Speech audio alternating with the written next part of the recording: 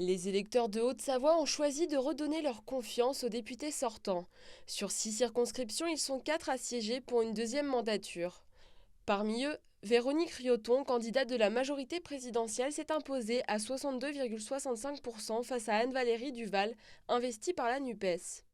J'ai eu l'occasion de le dire, pour moi c'est effectivement la reconnaissance du travail effectué depuis les 5 ans et puis le fait que j'incarne une forme de pratique de la politique vraiment autrement. Donc je pense que c'est ça qui a payé. En tout cas sur le papier, c'était plutôt annoncé de cet ordre-là. Et puis j'aime à rappeler à chaque fois que le match n'est pas joué. Donc on a eu quand même sur l'ensemble des bureaux une belle participation. Donc en tout cas c'est une avance confortable. Le parti présidentiel réalise un bon score et garde ses 4 sièges dans le département. Même si la gauche avait créé la surprise au premier tour en s'imposant quasiment partout comme la force majeure d'opposition, ça n'a pas été suffisant pour que la NUPES acquiert des sièges en Haute-Savoie.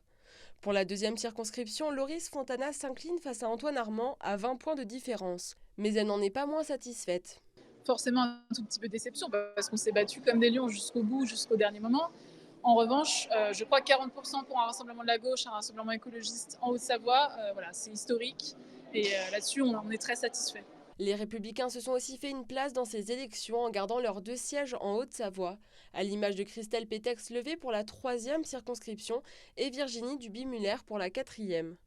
C'est encore une fois le parti Ensemble qui se place en première position dans la 5e circonscription avec 60,09% des voix pour Anne-Cécile Violent. Même constat pour la 6e circonscription, celle de Chamonix où Xavier Roseraine, député sortant de la majorité, a été réinvesti face au seul candidat du Rassemblement national au second tour.